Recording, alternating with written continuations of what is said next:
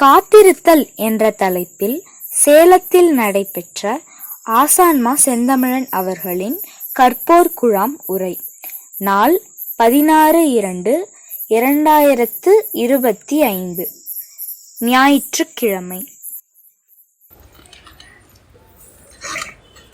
கற்போர் குழாம் என்ற ஒரு செயல் திட்ட வடிவம் இன்று சேலத்தில் தொடங்கப்படுகிறது. இசை நூல் கற்போர் குழாமுடைய முதல் நூல். அதனை செம்மை இசையின் ஆசிரியர் சீர்செல்வி உங்களுக்கு அறிமுகப்படுத்தினார். இவ்வாறு ஒவ்வொரு நிகழ்விலும் ஏதேனும் ஒரு நூல் குறித்த அறிமுகத்தை என்னுடைய மாணவர்களில் யாரேனும் ஒருவர் அல்லது என் குழுவில் ஆசிரியராக இருக்கும் யாரேனும் ஒருவர் உங்களுக்கு விளக்குவார்கள். அந்த நூலை நீங்கள் பயிலலாம். அதில் உள்ள கருத்துக்களை புரிந்து கொள்வதற்கு இந்த செயல் திட்டம் வழிகாட்டியாக இருக்கும். நூல்களை பயில வேண்டும் என்பது இந்த செயல் திட்டத்தின் நோக்கங்களில் ஒன்று. நூல் படித்தல் என்பது எளிதுதான். ஆனால் நம்முடைய நூல்கள் சற்று கடினமானவை, சில நூல்கள் மிக கடினமானவை, சில நூல்கள் புரிவதற்கு வாய்ப்பே இல்லை என்ற தோற்றத்தை கொண்டிருப்பவை. ஒரு சிலர் என்னிடம் மாணாக்கராக இருந்து ஆழமான செறிவான நூல்களை கூட பயில்கிறார்கள். அவர்கள் தாம் புரிந்து கொண்டவரை மற்றவருக்கு எடுத்து கூற வேண்டும் என்பதுதான் என்னுடைய விருப்பம். அவ்வாறு விருப்பம் இருந்தாலும் புரிந்து கொள்வதில் சிக்கல் இருக்கிறது என்றால் இந்த செயல் திட்டம் அதனை தீர்க்கும். நீங்கள் விருப்பத்துடன் தொடர்ந்து கற்போர் குழாமில் பங்கேற்க வேண்டும். இன்றைய உரையை பொறுத்தவரை காத்திருப்பு எனும் கருத்தினை விளக்க விரும்புகிறேன்.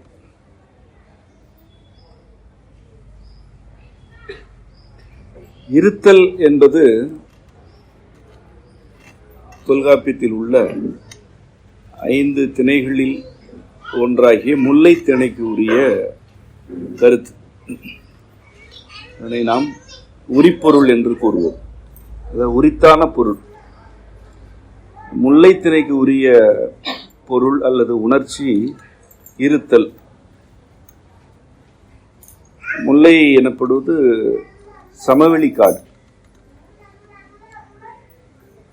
ஆனிரைகள் மேய்த்தல் அதன் முதன்மை தொழில். இவையெல்லாம் உங்களுக்கு தெரிந்திருக்கும்.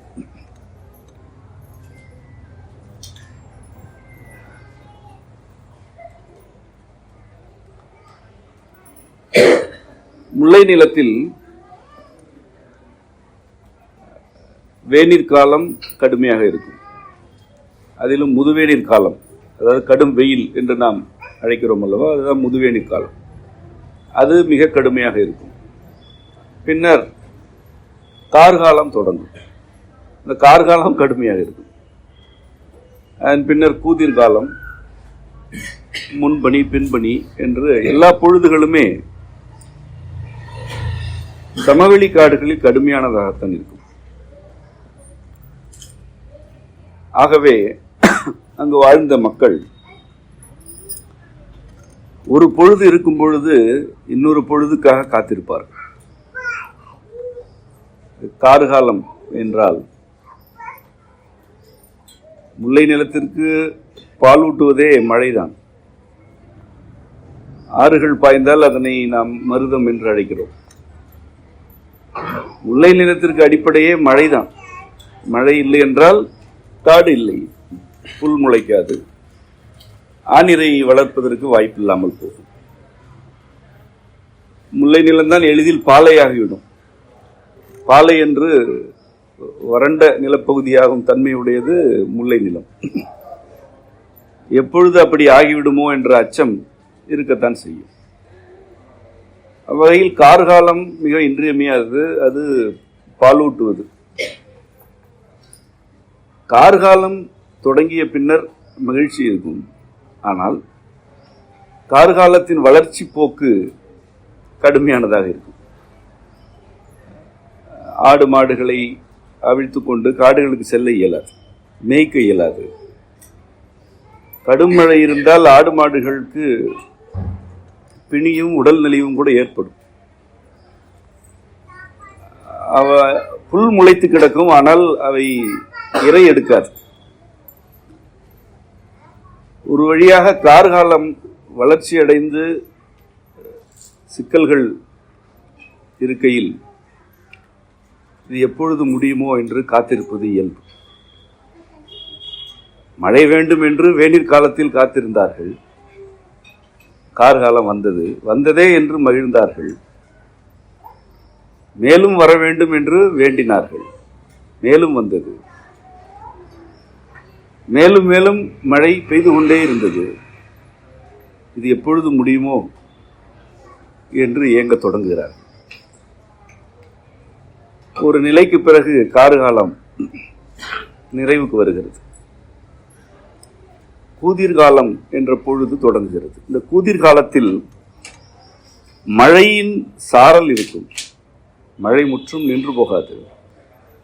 அதேவேளை பனி தொடங்கும், இளம்பனியாக இருக்கும். மழையின் குளிர்ச்சியும் பனியின் குளிர்ச்சியும் ஒருங்கே கொண்டது. காற்று எப்பொழுதுமே குளிர்ச்சியாக இருக்கும். இன்றும் கூட அது கூதல் காற்று என்று அழைக்கப்படுகிறது. வழக்கு சொல்லில் அது ஊதக்காற்று என்று அழைக்கப்படுகிறது. அதுதான் கூதிர்காலம். எப்பொழுதுமே குளிர்ந்த காற்று வீசிக்கொண்டிருக்கும். கார்காலத்தில் இன்னல்களை பெற்றவர்கள் கூதிர்காலம் வந்தவுடன் மகிழ்ச்சி அடைவது இயல்பு. ஏனென்றால் கூதிர்காலத்தில் வெயில் நிலத்தின் மீது படத் தொடங்கிவிடும். இருள் போல சூழ்ந்திருந்த மேக கூட்டம் விலகி சென்று விட்டது. இப்பொழுது இளவெயில் வருகிறது. ஆனால் காற்று கடும் குளிர்ச்சியாக இருக்கிறது. அது இதமாக இருக்கும். ஆநிரைகள் மீண்டும் வெளியே வந்து இரையெடுக்க தொடங்குகின்றன. மனிதர்கள் ஆடுகிறார்கள், பாடுகிறார்கள். காட்டாறுகளில் நீர் ஓடிக்கொண்டிருக்கிறது. ஏரி குளங்கள் நிரம்பி கிடக்கின்றன. பல வகையான பூக்கள் காடுகளில் குலுங்கிக் கொண்டிருக்கின்றன. இது வளர்ச்சி அடைகிறது. கூதிர்காலம் வளர்ச்சி அடையும் பொழுது உடலை குளிர்காற்று வாட்டத் தொடங்குகிறது. மழையின் சாரலும் இருக்கிறது, காற்றின் குளிர்ச்சியும் இருக்கிறது என்பதனால் ஏற்கனவே கார்காலத்தில் கடும் குளிர்ச்சியில் இருந்தவர்களுக்கு ஒரு நிலைக்கு பிறகு இதுவும் வாட்டமாகிறது. இப்பொழுது இது எப்பொழுது முடியுமோ என்று அவர்கள் இயங்க தொடங்குகிறார்கள். இந்த கூதிர் காற்று எப்பொழுதுதான் முடியுமோ என்று இயங்குகிறார்கள். இது முடிந்தால் வர இருப்பது முன்பனி, அதிகாலை பனிப்பொழிவு. அதன் பிறகு பனிப்பொழிவு குறைந்துவிடும், வெயில் வந்துவிடும். ஆகவே இந்த முன்பனி காலம் வந்தால் போதும் என்று அவர்கள் இயங்குகிறார்கள். முன்பனி காலமும் வருகிறது. மகிழ்ச்சி. எங்கு பார்த்தாலும் பூக்கள் பூத்து கிடக்கின்றன. பனிக்காலத்தின் இன்றியமையாத தன்மைகளில் அது ஒன்று. காந்தள் மலர்கள் நிறைய பூக்கும் காலம் அது. கருநீல பூக்கள் முல்லை நிலத்தில் பூக்கும் காலம் அது. கொடிகள் வளர்ச்சி அடையும். பல தாவரங்கள் வளர்ச்சி அடைவது முன்பனி காலத்தில். பயிரிடுதல் தொடங்கப்படுகிறது. முன்பனி காலத்தில் பல பயிரிடும் நிகழ்வுகளும் உண்டு. இந்த முன்பனி காலம் வளர்ச்சி அடையும் பொழுது அதிகாலை பனி அதிகாலையோடு நிற்காது, அது பகல் பொழுது வரை நீளும். முன்பனி தொடக்கம் அதிகாலை, ஆனால் அது வளர்ச்சியடைய பகல் பொழுதிலும் பனிப்பொழிவு இருக்கும். ஒரு குறிப்பிட்ட நிலைக்கு பிறகு பிற்பகல் வரை பனி இருக்கும். பிற்பகலில் இருந்து பனி தொடங்கிவிட்டால் அது பின்பனி. இந்த பனி வளர்ச்சி அடைகையில் மக்களுக்கு மீண்டும் ஏக்கம் வருகிறது. இந்த முற்பகலாவது பனி இல்லாமல் இருந்தால் நன்றாக இருக்கும், இது எப்பொழுது முடியுமோ, பின்பணி காலமே நன்றாக இருக்கும் என்று கருதுகிறார்கள். பின்பணி காலமும் வருகிறது. பின்பணி காலம் என்பது பிற்பகலில் இருந்து நள்ளிரவு வரை பனிப்பொழிவு இருக்கும் காலம். பகலில் உற்சாகமாக இருக்கிறார்கள், மாலை வரும்பொழுது உடல் நடுங்க தொடங்குகிறது. மீண்டும் ஆனிரை கோட்டத்திற்கு நோய்கள் வருகின்றன, மாந்தருக்கும் நோய்கள் வருகின்றன. குறிப்பாக கபத்தொல்லைகள் எல்லாம் பின்பணியில் மிகுதி. ஏனெனில் இரவு பொழுது மேலும் குளிர்ச்சி அடைந்து விட்டால் உடலில் கபம் மிகுந்துவிடும். இவ்வாறு பின்பணி வளர்ச்சி அடைய தொடங்குகிறது. இரவு உறக்கமே போதுமானதாக இருப்பதில்லை. அந்த அளவுக்கு காற்றில் குளிர்ச்சி இருக்கும், பனி குளிர்ச்சி இருக்கும். இந்த பின்பணி காலத்தின் குளிர்ச்சிக்கு வேறொரு தன்மை உண்டு, அது வறட்சியை கொடுக்கும்.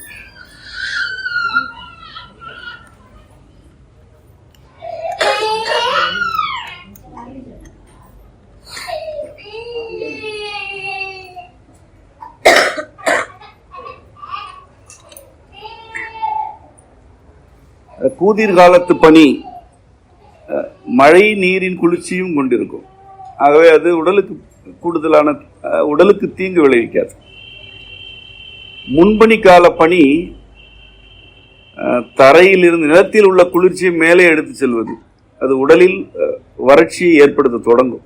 பின்பனி கால பனி மேலிருந்து பொழிவது, அது வறட்சியை மிக மிக கூடுதலாக ஏற்படுத்தும். பல தாவரங்கள் கருகியே போகும்.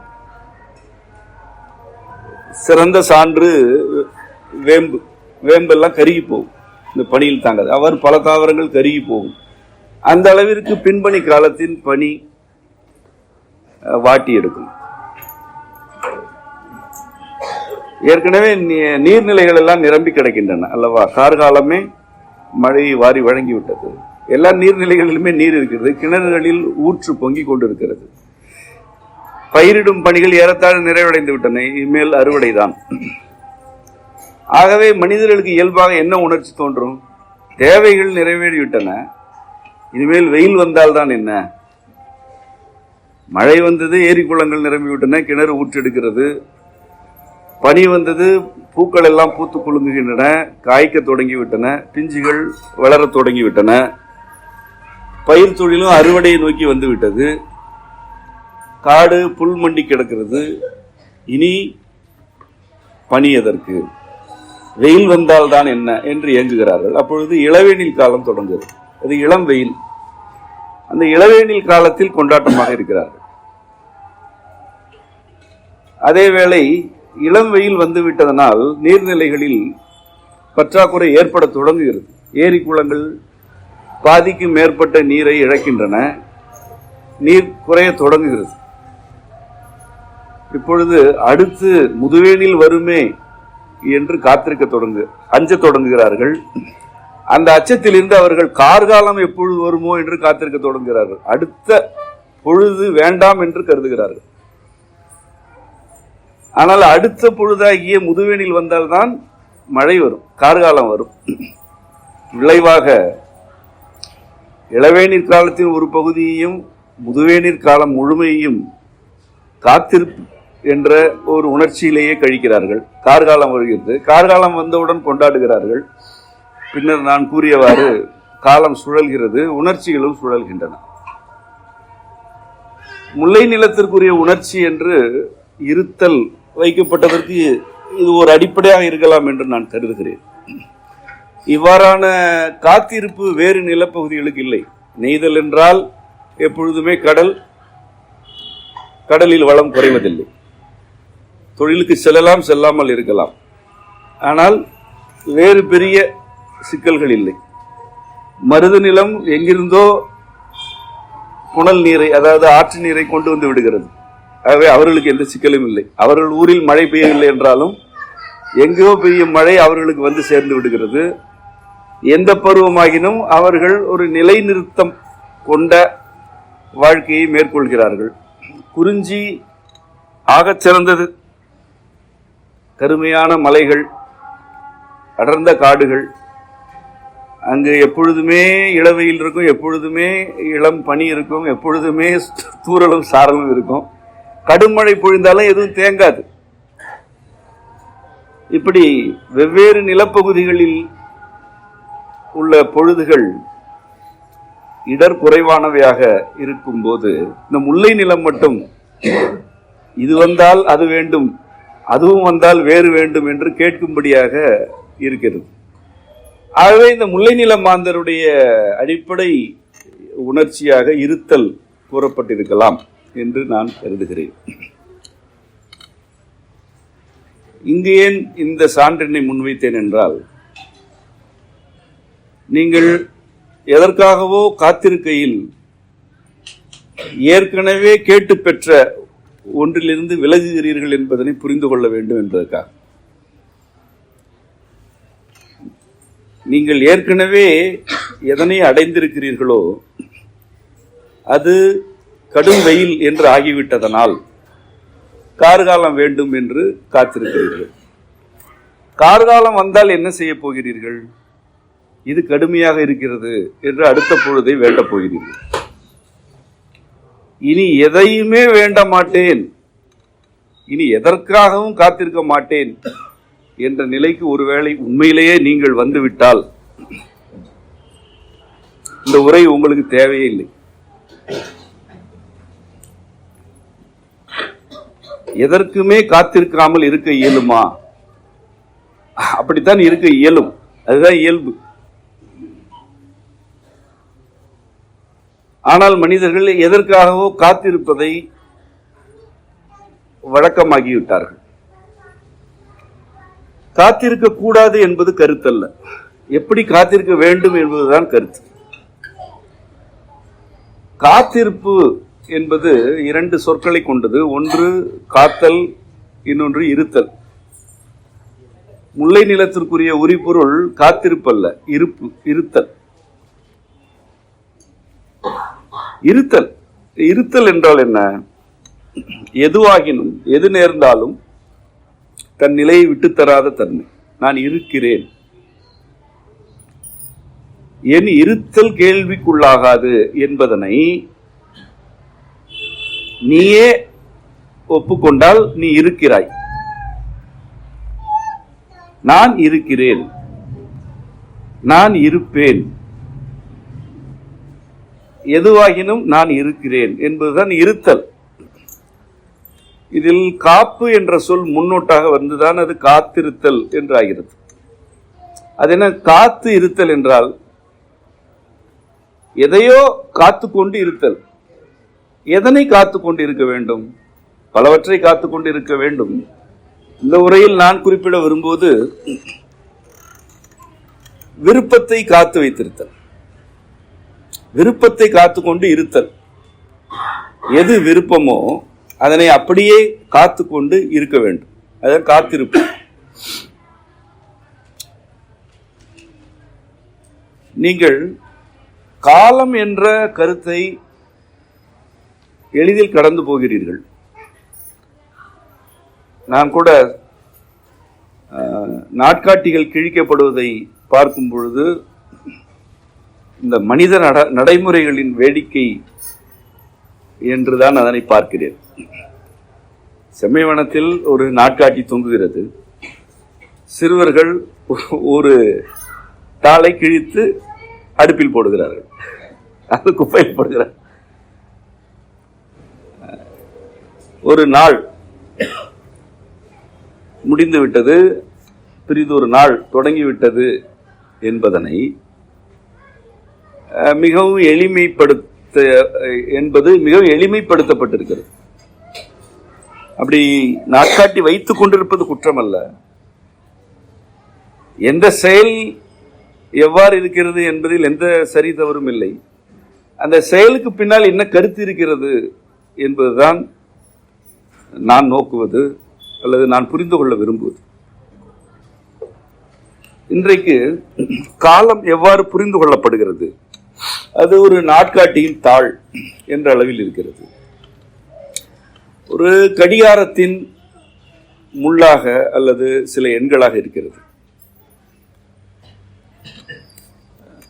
காலம் ஒரு குறிப்பிட்ட அளவுக்குள் அடக்கப்பட்டு விட்டது இல்லையா?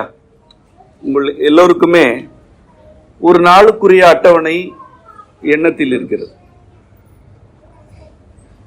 செய்வதற்கு எதுவுமே இல்லை என்றால் இவ்வளவு நேரம் இருக்கிறதே, என்ன செய்ய போகிறோம் என்ற ஒரு உணர்ச்சியாவது இருக்கிறது. எப்படி பார்த்தாலும் உங்களுடைய ஒரு நாள் எனப்படுவது உங்களுடைய புரிதலுக்கு உட்பட்ட அல்லது உங்களுடைய ஆளுகைக்கு உட்பட்ட ஓர் அளவு. எல்லாமே அளவுதான். இங்கிருந்து அங்கு செல்வதற்கு இவ்வளவு நிமிடங்கள், இந்த பணியை செய்வதற்கு இத்தனை நிமிடங்கள், இவ்வளவு மணி என்று காலத்தை நீங்கள் அளவுக்குள் அடக்கி புரிந்து கொள்கிறீர்கள் இல்லையா? அதுபோல எதிர்காலம் என்ற கருத்தையும் நீங்கள் அளவுக்குள் அடக்கி இருக்கிறீர்கள். சில ஆண்டுகளுக்கு பிறகு இது இப்படி இருக்க வேண்டும், வேறு எப்படி இருக்க வேண்டும் என்று உங்களிடம் எண்ணம் இருக்கிறது அல்லது திட்டம் இருக்கிறது. ஆக அதுவும் ஒரு அளவு, உங்களுடைய எதிர்காலம் என்பது ஒரு அளவுக்கு உட்படுத்தப்பட்டு விட்டது.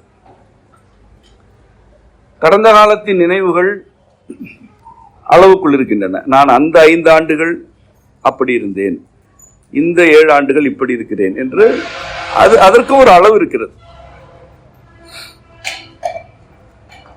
இங்குதான் நான் காலம் எனப்படுவது இவ்வாறானது அல்ல என்று உங்களுக்கு கூற விரும்புகிறேன். எது ஒன்று உங்களையே உள்ளடக்கி வைத்திருக்கிறதோ அது எந்த அளவுக்கும் ஆட்படாது. காலம் உங்களுக்கு உள்ளே இருக்கிறதா, காலத்திற்கு உள்ளே நீங்கள் இருக்கிறீர்களா என்று கேட்டால் உங்களுக்கே விடை தெரியும். நாம் யாவருமே காலத்திற்கு உள்ளே தான் இருக்கிறோம். அது இருந்தது, இருக்கிறது, இனி இருக்க போகிறது. நாம் வந்தோம், இருக்கிறோம், இருக்க போவதில்லை. ஆயின் எது நிலையானது? காலம் நிலையானது. அது புவி முழுமையும் உள்ள உயிரினங்களை தன்னுடைய ஆளுமைக்குள் கொண்டிருக்கிறது. 6 பொழுதுகளை பற்றி கூறினேன். அந்த பொழுது வந்தால் தானே, வரவில்லை என்றால் இல்லை. வர வைக்க இயலுமா? இயலாது. அது தானே வருகிறது, தானே செல்கிறது. எவற்றை வழங்க வேண்டுமோ அவற்றை வழங்குகிறது, எவற்றை எடுத்துச் செல்ல வேண்டுமோ அவற்றை எடுத்துச் செல்கிறது. இதில் நாம் செய்வதற்கு என்ன இருக்கிறது? ஒன்றுதான் இருக்கிறது, அக்காலத்தோடு ஒத்திசைவாக இருத்தல். எது நம்மை வாழ வைக்கிறதோ, எது நம்முடைய எல்லா செயல்களுக்கும் அல்லது நம்முடைய உயிர் வாழ்க்கைக்குமே அடிப்படையாக இருக்கிறதோ அதனோடு ஒத்திசைவாக இருக்க வேண்டும் என்பது எவ்வளவு எளிமையானது. நான் ஆழ்ந்த மெய்யியலை கூறுகிறேனா? இல்லை. காற்று நம்மை வாழ வைக்கிறது, அதுவே வருகிறது, அதுவே உயிரூட்டம் வழங்குகிறது, அதுவே வெளியே செல்கிறது. காற்றோடு ஒத்திசைவாக இருக்க வேண்டும் என்று கூறுவது எவ்வளவு எளிமையானது. அவ்வாறு காலத்தோடு ஒத்திசைவாக இருக்க வேண்டும் என்பது மிக மிக மிக எளிமையானது. இதற்கு நேர்மாறாக காலத்தை அளவுக்கு உட்படுத்தி ஒரு நாளை நான் செதுக்குகிறேன், என்னுடைய ஒவ்வொரு நொடியும் நானே செதுக்கிக் கொள்வது என்று பலர் களமிறங்கிவிட்ட பின்னர் காலத்திற்கும் அந்த பலருக்குமான ஒத்திசைவு சிதைந்து போய்விட்டது. நீங்கள் காலத்துக்கு ஒத்திசைவாக இருக்க வேண்டும். அதனை செதுக்கலாம் இயலாது, காலத்தை திட்டமிட இயலாது. ஒத்திசைவாக இருக்க இயலும், இருக்க வேண்டும். காலத்தை அளவுக்குள் ஆட்படுத்துவதாக கற்பிதம் செய்து கொண்டு பல செயல்களில் ஈடுபடும் போது உடல் நலிவடைந்து போகிறது, மனநலம் குன்றி போகிறது. காலத்திலிருந்து எவர் ஒருவர் விலகுகிறாரோ அவர் இறைவன் வழங்கிய எல்லா அருளிலிருந்து விலகுகிறார். காலம் ஒத்திசைவு என்ற கருத்தை எப்படி உங்களுக்கு வழங்குகிறது என்று கூறுகிறேன். அதுதான் உங்களுக்கு வழிகாட்டலாக இருக்கும். மிக எளிமையான சான்றுகளில் இருந்தே வருகிறேன். ஒரு மனிதருடைய அன்றாடம் எனப்படுவது காலை 4 அல்லது 5 மணிக்கு தொடங்க வேண்டும். இயல்பாக பதட்டம் இல்லாமல் தூங்கி எழுவது இயல்பாக நிகழும். அது எந்த தூண்டலும் இல்லாமல் நிகழும். அது மலங்கழித்தல் எந்த சிக்கலும் இல்லாமல் இந்த பொழுதில் நிகழும். 4 அல்லது 5 மணி மிக கூடுதலாக. அந்த பொழுதுக்கு ஏற்ப நேரம் மாறுபடும். 5 மணிக்கு இயல்பாக எழுந்தால் மலங்கழித்தலில் எந்த சிக்கலுமே இருக்காது. உங்களுக்கு 100 வயது ஆனாலும் இருக்காது. குளித்தல் முடிந்த பின்னர் உங்களுக்கு இளம்பசி வரும். இளம்பசிக்குரிய உணவு நாம் கஞ்சி என்பதனை இன்று வலியுறுத்துகிறோம். அவ்வாறு எளிமையான உடலுக்கு உகந்த ஏதோ ஒரு உணவை உட்கொண்டால் முற்பகலிலேயே கடும்பசி வந்துவிடும். அதாவது ஒரு 11 மணிக்கெல்லாம் கடும்பசி வரும். வெயில் ஏறும் பொழுது பசி ஏறும். உங்களுக்கு விருப்பமான உணவினை நன்கு உட்கொண்ட பின்னர் மாலை சிறிது அயற்சி வரும். ஏதேனும் ஒன்றை பருகலாம். அது ஒரு ரசமாக இருக்கலாம் அல்லது சாறாக இருக்கலாம். ஏதேனும் ஒன்று பருகிறீர்கள் என்றால் மீண்டும் உடல் சூடு தணிய குளித்தல் உடலே கேட்கும். உடலே குளிக்க வேண்டும் என்று கேட்கும். இதெல்லாம் இந்த காலத்தை செதுக்கும் சிற்பிகளுக்கு ஒத்து வராது. உடல் என்ன சொல்கிறது, இந்த அன்றாட இயல்பு எவ்வாறு இருக்கிறது என்று மட்டும் நோக்குகையில் இவை எல்லாமே நிகழ்வன. குளித்த பிறகு முன்னிரவிலே பசி வந்துவிடும். ஒரு 7 மணி அளவில் பசி வரும். நன்றாக உணவு உட்கொண்ட பிறகு 1 மணி நேரத்துக்கு பிறகு உறக்கம் வந்துவிடும். உங்களால் விழித்திருக்கவே இயலாது. ஆழ்ந்து உறங்குவீர்கள். இடையில் எழுந்திருக்கவே மாட்டீர்கள். 4 மணிக்கு விழிப்பு வரும். இது நான் முன்வைக்கும் வாழ்க்கை முறை அல்ல. இதுதான் வாழ்க்கை முறை. இதுதான் மனித வாழ்க்கை முறை. இதான் காலத்தோடு ஒத்திசைவாக இருப்பது. இன்னும் சில கருத்துக்களை நான் கூறினால் நீங்கள் அந்த நேரத்தை பார்த்து கொண்டு இவ்வளவு நேரமாகிவிட்டது இன்னும் பசிக்கவில்லையே என்று மீண்டும் செதுக்க தொடங்குவீர்கள். ஆகவே நான் அவற்றை கூறவில்லை. இது பொதுவாக காலத்திற்கும் உடலுக்குமான உறவு இவ்வாறு அமைகிறது.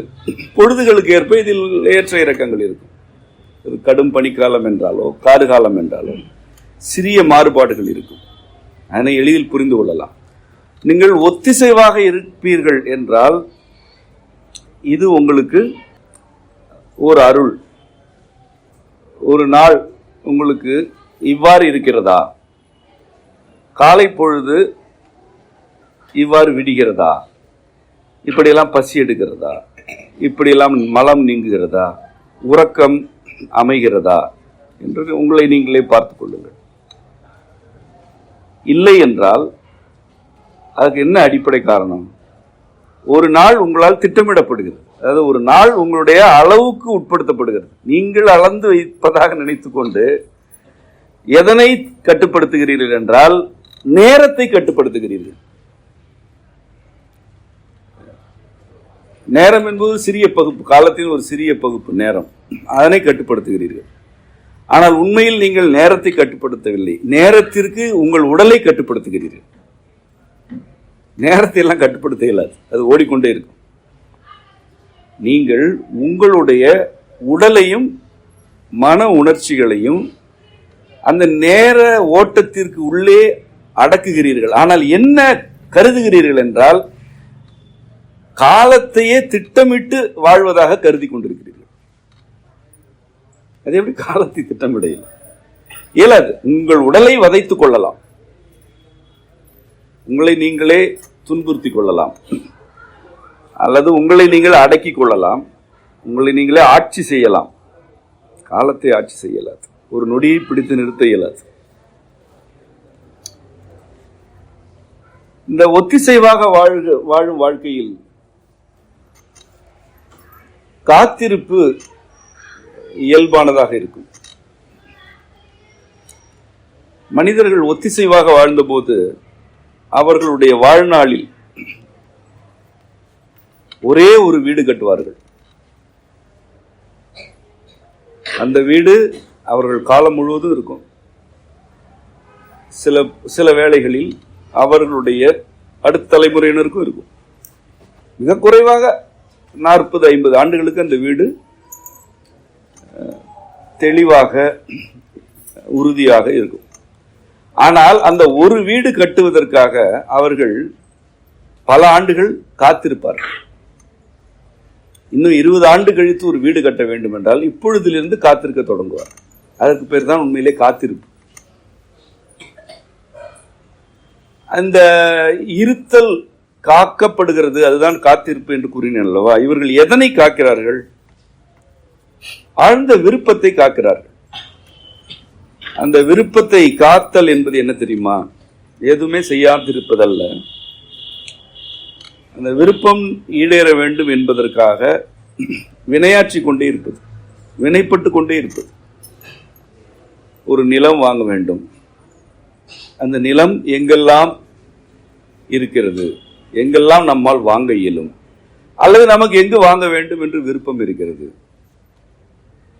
அதற்கான பொருள் எவ்வளவு, அதற்கு இன்று என்ன செய்ய வேண்டும், நாளை என்ன செய்ய வேண்டும், எது அமைகிறதோ அதனை செய்து கொண்டே இருத்தல்.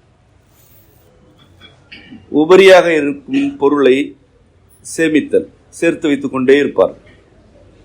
ஒரு வீடு கட்டுவதற்கு இப்படி பல ஆண்டுகள் அவர்கள் காத்து இருந்தார்கள். இதற்கிடையில் பிள்ளைகளுக்கு மனமுடித்தல், ஒரு மாடு வாங்க வேண்டும் என்றால் கூட அதற்கு சேமிப்பு வேண்டும். அடுத்த ஆண்டு மாடு வாங்க வேண்டும் என்றால் இப்பொழுதே விரும்ப தொடங்குவார்கள், காத்திருப்பார்கள். இப்படி கட்டப்பட்ட வீடுகள் எவ்வாறு இருக்கின்றன, இப்படி வாங்கப்பட்ட மாடுகள் எப்படி இருந்தன என்பதனை உங்களுக்கு நான் விளக்க வேண்டியதில்லை. ஆனால் இன்று என்ன நிலை என்பதனை விளக்க வேண்டும். அதாவது கடந்த காலத்தை பற்றி நான் விளக்க வேண்டியதில்லை, நிகழ்காலம் எப்படி இருக்கிறது, நீங்கள் எப்படி இருக்கிறீர்கள் என்பதனை விளக்க வேண்டியிருக்கிறது. ஒன்று நினைக்கிறீர்கள், ஒன்று வேண்டும் என்று கருதுகிறீர்கள், அதனை ஏன் இன்று வாங்க முடியவில்லை என்று வருந்துகிறீர்கள், அதனை ஏன் நாளை வாங்கக்கூடாது என்று இயங்குகிறீர்கள். ஒரு சில நாட்களுக்கு பிறகு உங்களுக்கு அயற்சியே வந்து விடுகிறது. இதற்கிடையில் வேறொன்றை நினைக்கிறீர்கள், அது ஏன் கிடைக்கவில்லை என்று இயங்குகிறீர்கள். இதற்கிடையில் இன்னொன்றை நினைக்கிறீர்கள். இப்படி ஒவ்வொரு நாளும் ஏதேனும் ஒன்றை நினைக்கிறீர்கள், அது கிடைக்க வேண்டும் என்று இயங்குகிறீர்கள். யாவற்றினும் இன்றியமையாத ஒன்று இருக்கிறது. நீங்கள் எதையுமே ஆழமாக விரும்பி அதற்காக காத்திருப்பதில்லை. ஒவ்வொரு நாளும் ஒவ்வொன்றை நினைக்கிறீர்கள், அது கிடைக்கவில்லை, இது கிடைக்கவில்லை, இது போயிடுச்சு, இதுதான் வந்தது, இது ஆகாது, இது விளங்காது என்று இயக்கமும் அயற்சியுமாக அடுத்தடுத்த எண்ணங்களுக்குள் செல்கிறீர்கள். உங்களை நீங்களே கேட்டுக்கொள்ளுங்கள். உங்களுடைய ஆழ் மனதிலிருந்து வந்த ஒரு விருப்பத்திற்காக நீங்கள் எவ்வளவு காலம் காத்திருந்தீர்கள்? அந்த விருப்பத்தை காத்து இருந்தீர்களா? அதற்காக வினையாற்றினீர்களா? வினையாற்றி கொண்டே இருந்தீர்களா? ஏதேனும் ஒரு விருப்பத்திற்காக செயல்பட தொடங்கும் போது இடையூறுகள் வருகின்றன, குறுக்கீடுகள் வருகின்றன. அதற்கு நான் என்ன செய்வது என்கிறீர்கள். இதற்காகத்தான் நான் முல்லை நிலத்தை பற்றி கூறினேன். மழை வேண்டும் என்பதே அடிப்படையில் மேய்ச்சலுக்காகத்தான். ஆனால் மழை பொழிவே மிகுதியாகிவிட்டால் ஆடு மாடுகள் மேயாது. அதனை விட என்ன பெரிய இடையூறு. 1000 ஆடுகளை வைத்துக் கொண்டு ஒரு குடும்பம் காட்டில் அலைந்து திரிந்து கடும் மழை பொழிவின் போது தம்மையும் பார்த்து கொண்டு குழந்தைகளையும் பார்த்து கொண்டு ஆடுகளையும் காக்க வேண்டுமே, அது எவ்வளவு பெரிய இன்னல். ஆனால் அவர்கள் காத்து இருந்தார்கள். எவ்வளவு காலமாக? பல 1000 ஆண்டுகளாக காத்து இருந்துதான் இன்று இவ்வளவு ஆனிரை செல்வம் தமிழர்களிடையே விட்டு செல்லப்பட்டிருக்கிறது. இடையறாத உழைப்பு, இடையறாத காத்திருப்பு. அது பாலை நிலமாகவே திரிந்து போய்விடும். குடிப்பதற்கு ஒரு சொட்டு நீர் இருக்காது. ஆனால் அந்த நிலத்தில் கொள்ளையடித்துக் கொண்டு மழைக்காக காத்திருந்தார்கள். கொள்ளையடித்துக் கொண்டே எதற்கு காத்திருந்தார்கள்? மீண்டும் மழை வேண்டும், மீண்டும் நான் என்னுடைய மரபு வழிப்பட்ட வாழ்க்கைக்கு திரும்ப வேண்டும் என்று காத்திருந்தார்கள். அதுக்கு என்ன உறுதி இருக்கிறது? மீண்டும் மழை பொழியும் என்பதற்கு என்ன உறுதி இருக்கிறது? இல்லை. ஆனாலும் காத்திருந்தார்கள்.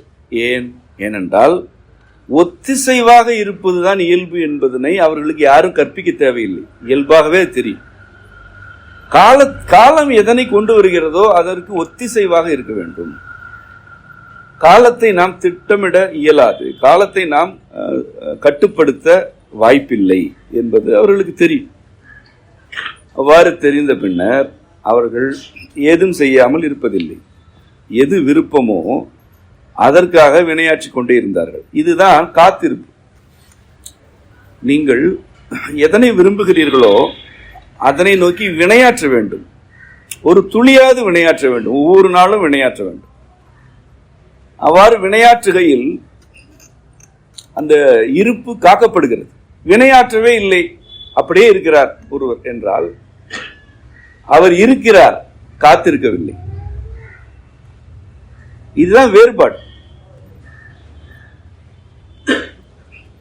நான் 2 வகையான மனிதர்களை பார்க்கிறேன். வாழ்க்கை முறையில் மாற்றம் வேண்டும் என்பதற்காக காத்திருந்து மாற்றத்தை பெறுவோர் ஒரு வகை.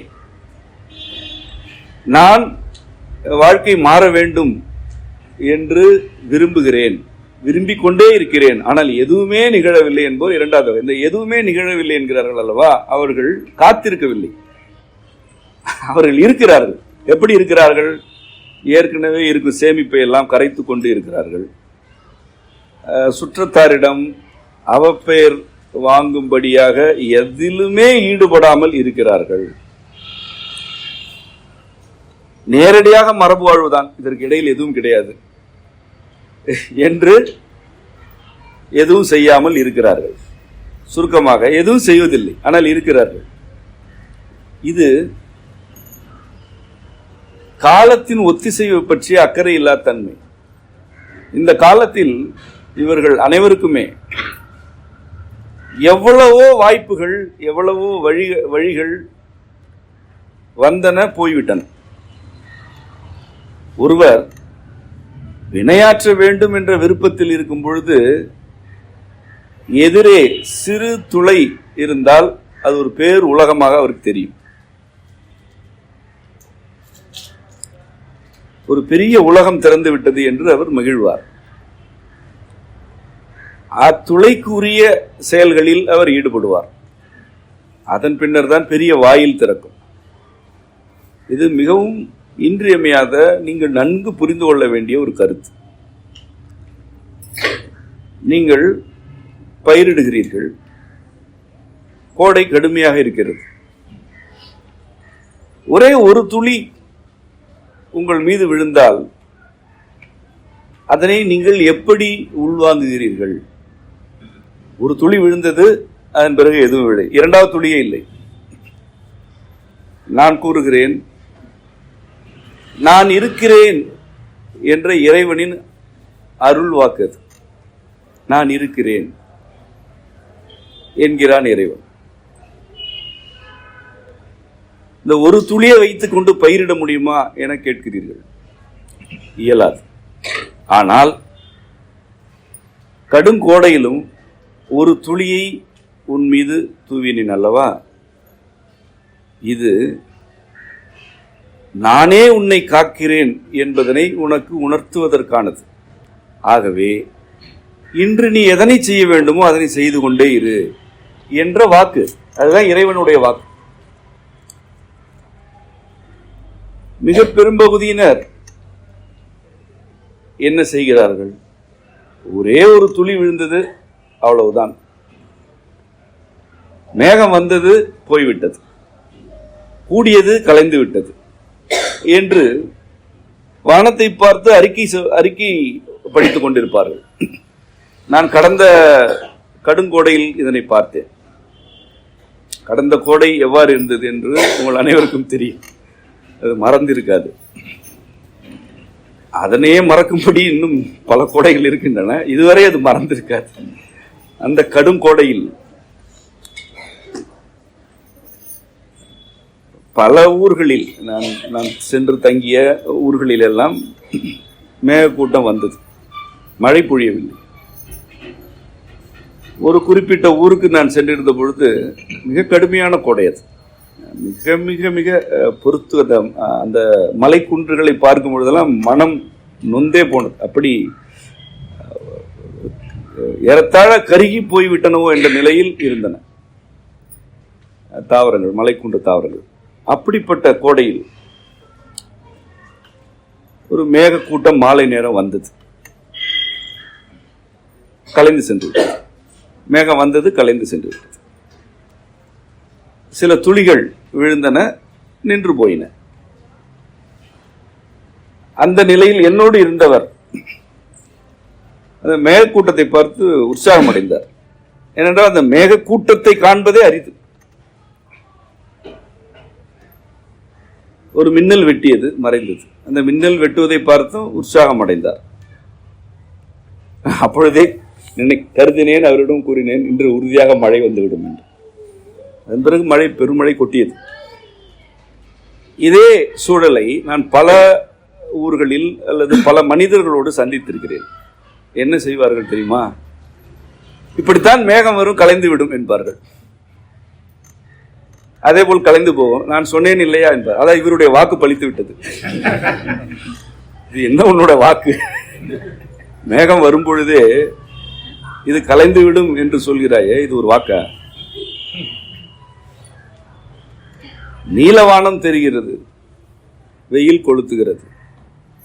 இந்த நீலவானத்தில் சாம்பல் நிறத்தில் ஒரு மேகத்திரள் வர வேண்டும் என்றால் என்னென்ன நிகழ வேண்டும் என்று தெரியுமா? ஒரு மேகக்கூட்டம் உன் தலைக்கு மேல் வர வேண்டும் என்றால் புவியின் ஏதோ ஒரு மூலையில் எவ்வளவு நிகழ வேண்டும் என்று தெரியுமா? அதாவது நீ எப்படி காலத்தை கட்டுப்படுத்துவதாக கருதுகிறாயோ அதுபோல மேகத்தையும் கட்டுப்படுத்துவதாக நினைக்கிறாய். ஒரு மேகம் வருவது என்பது அவ்வளவு எளிதல்ல, அவ்வளவு எளிதல்ல. ஒரு மேகம் வருகிறது என்றால் முதலில் என்ன உணர்ச்சி வர வேண்டும்? இறைவன் நம்மை கைவிடவில்லை. இந்த கடும் கோடையில், கொளுத்தும் வெயிலில் ஒரு சாம்பல் வண்ணத்தில் மேகக்கூட்டம் வருகிறதே, நம்மை அவன் கைவிடவில்லை என்பதுதான் இயல்பான உணர்ச்சி. சரி, இதனை இறையியலா, இது ஆன்மீகமா? இல்லை. இந்த உணர்ச்சி நீங்கள் வளர்க்கும் ஆடு மாடுகளுக்கும் காட்டில் உள்ள பறவைகளுக்கும் உண்டு. நீங்கள் பாருங்கள், மழை பொழிகிறதோ இல்லையோ, ஒரு மேகக்கூட்டம் வந்தாலே, அது சாம்பல் மேகக்கூட்டம் வந்தாலே பல பறவைகள் உற்சாகமாக கீச்சிடும். இயல்பான உணர்ச்சி. இந்த காற்றின் குளிர்ச்சியை உடல் மீது வாங்கி கொண்டு அவை உடனடியாக உற்சாகமான உணர்ச்சியை பெறும். உனக்கு மனம் இருக்கிறது, இறைவன் இருக்கிறான் என்று புரிந்து கொள்ளும் அளவிற்கு திறன் இருக்கிறது. நீ என்ன புரிந்து கொள்ள வேண்டும்? இறைவன் நம்மை கைவிடவில்லை, அவனே அன்னையாக இருக்கிறான், அவனே இந்த மேகக்கூட்டத்தை நமக்கு காட்டுகிறான் என்று மகிழ்ச்சி அடைய வேண்டும். 10 முறை அது வந்தது சென்றது, 10 முறை மகிழ்ச்சி அடைய வேண்டும். எப்பொழுதுதான் மழை வரும் உனக்கும் தெரியாது, எனக்கும் தெரியாது, உண்மையில் அந்த மேகத்துக்கும் தெரியாது. அந்த மேகம் ஏன் வந்தது, அது ஏன் கலைந்தது என்று அதற்கு தெரியுமா? எந்த மேகத்திற்கு தான் மழையாக போகிறோம் என்று தெரியும், எந்த மேகத்திற்கு தான் மழையாக போவதில்லை என்று தெரியுமா? யாருக்கோ தெரியும். அவர்தான் அனுப்புகிறார். உனக்கும் தெரியாது, எந்த மனிதருக்கும் தெரியாது. யாவற்றையும் அறிந்தவர் அனுப்புகிறார். அது 100 முறை நிகழ்ந்தால் என்ன, கலைந்தால் என்ன, 101வது முறை மழை வேண்டும் என்று தான் விரும்ப வேண்டும். இதுதான் காத்திருப்பு. இதற்கு பேர் தான் காத்திருத்தல். இல்லை என்றால் இருத்தல். வானத்தை பார்த்துவிட்டு ஆமா இப்படித்தான் வரும் போகும் என்று கதையடித்துக் கொண்டு செல்வது. இந்த இயற்கை சூழலுடைய நிகழ்வுகளில் ஒத்திசைவு இன்று ஏறத்தாழ இல்லை. விளைவாகத்தான் பொழுதுகள் சிதைந்து விட்டன. இந்த பொழுது எப்பொழுது இயல்பாக இருக்கும் என்றால் அந்த பொழுதோடு நீங்கள் ஒத்திசைவாக இருந்தால் இருக்கும், இல்லை என்றால் இருக்காது. மழை கடுமையாக இருக்கும் பொழுது வெயில் வேண்டும் என்று தானே விரும்புவது, அதுதானே இயல்பு. கடுமையான மழை பொழிந்து கொண்டிருக்கிறது, வெப்பம் வேண்டும் என்று வேண்டுவதுதானே இயல்பு. கடும் மழை பொழியும் பொழுது மழையை ஏசுகிறார்கள், கடும் வெயில் இருக்கும் பொழுது வெயிலை ஏசுகிறார்கள். அதாவது எல்லா இயற்கையின் உறுப்புகளை கூட உடன் இருக்கும் மனிதர்கள் என்று கருதி கொண்டு ஏசுதல் இருக்கிறது. இது ஒரு அறிகுறிதான். இதற்கு அடிப்படையில் என்ன இருக்கிறது என்றால், இந்த காத்திருப்பு என்ற கொள்கை இல்லாமல் போயிற்று. அது ஏன் இல்லாமல் போயிற்று? எல்லாவற்றுக்குமே மாற்றி இருக்கிறது. மழை பொழியவில்லை என்றால் ஆழ்துளை கிணற்றில் இருந்து நீர் எடுத்துக் கொள்கிறோம். எங்களுக்கு மழை எதற்கு? மழை பொழிந்து ஏரி குளங்கள் கிணறு ஆகியவற்றில் ஊற்றெடுத்த பிறகு வாழ்க்கை இருக்கிறது என்று இருந்தால் உனக்கு ஒத்திசைவு இருக்கும். நீ என்ன கருதுகிறாய்? மழை பொழிந்தால் என்ன, பொழியவில்லை என்றால் என்ன? நான் ஒரு 700 அடிக்கு கீழே இருந்து நீரை எடுக்கிறேன், எனக்கு நீர் பற்றாக்குறை வரப்போவதில்லை. கடுமையாக வெயில் இருந்தால் அதற்குரிய ஏற்பாடுகளோடு நான் இருந்து கொள்கிறேன் என்று மனிதர்கள் வாழத் தொடங்கி ஒரு 30 ஆண்டுகள் தான் ஆகின்றன நம்முடைய நாட்டை பொறுத்தவரை. இந்த 30 ஆண்டுகளிலேயே ஒத்திசைவு சீர்குலைந்து போய்விட்டது. விளைவாக இன்று பார்க்கிறேன், மழை முடிந்து ஏறத்தாழ 2 திங்கள் ஆகிவிட்டது, 2 மாதங்கள் முடிந்து விட்டன. பனிதான் பொழிந்து கொண்டிருக்கிறது. இந்த பனியில் கபம் இல்லாத அல்லது சளி தொடர்பான தொல்லை இல்லாத மனிதர்களை காண்பதே அரிது என்ற அளவிற்கு ஆகிவிட்டது. இந்த பனி ஏற்புடையதாக இல்லை உடலுக்கு. இது அவ்வளவு பனியே இல்லை, இந்த பனியே ஏற்புடையதாக இல்லை. இன்னும் சில நாட்கள் கழித்து என்ன புலம்பல் வரப்போகிறது? சூடு அதிகமாகிவிட்டது என்ற புலம்பல் வரப்போகிறது. அந்த புலம்பல் முடியும் பொழுது என்ன வரப்போகிறது? ஐயோ மழை கொட்டுகிறது என்று புலம்பல் வரப்போகிறது. எது நிகழ்ந்தால் அல்லது எப்படி நிகழ்ந்தால் நீ புலம்பாமல் இருப்பாய்? என்ன உனக்கு மழையும் நிறைய இருக்குது, பொழிந்து தள்ளி கொண்டிருக்கிறது, வெயிலும் இருக்கிறது, பனியும் இருக்கிறது. இவ்வளவுதான் இருப்பதே. இந்த 3 தான் இருப்பது. இது எப்படி இருந்தால் நீ நிறைவாக இருப்பாய்? அதை பற்றி பார்வை இல்லை. ஏனென்றால் மழை பொழிந்தால் சாரல் அடிக்காத வகையில் அல்லது பணிகள் தடைபடாத வகையில் ஏற்பாடுகள் இருக்கின்றன. கடும் வெயில் இருந்தால் குளிர்ச்சிக்கான ஏற்பாடுகள் இருக்கின்றன. வறட்சி இருந்தால் ஆழத்திலிருந்து நீர் எடுப்பதற்கான ஏற்பாடு இருக்கின்றன என்று நீ இயற்கைக்கும் கால சுழற்சிக்குமான ஒத்திசைவிலிருந்து விலகிவிட்டாய். நீ ஒத்திசைவாக இல்லை, நீ வேறு பாதையில் செல்கிறாய். நீ எல்லாவற்றையும் திட்டமிடுவதாகவும் எல்லாவற்றையும் அளந்து வைத்திருப்பதாகவும் எல்லாவற்றுக்கும் மாற்றி இருப்பதாகவும் கருதினாய். விளைவாக உன்னுடைய உடலும் மனமும் அறிவுணர்ச்சியும் சீர்குலைந்து போயின. இதற்கு மாறாக ஒருவேளை காத்திருப்பு என்ற கொள்கையினை நீ பற்றி கொண்டு இருந்திருந்தால் இவ்வளவு விரைவான வாழ்க்கை முறைக்கு வந்திருக்கவே மாட்டாய். ஒரு நாளை இப்படி செதுக்கி இருக்க மாட்டாய். உனக்கு இயல்பாகவே அதிகாலை விழிப்பு வரும், இயல்பாக பசிக்கும், இயல்பாக சிரிக்கும், இயல்பாக மலங்கழியும், இயல்பாக சிறுநீர் போகும், இயல்பாக சோறு வரும், இயல்பாக உறக்கம் வரும்.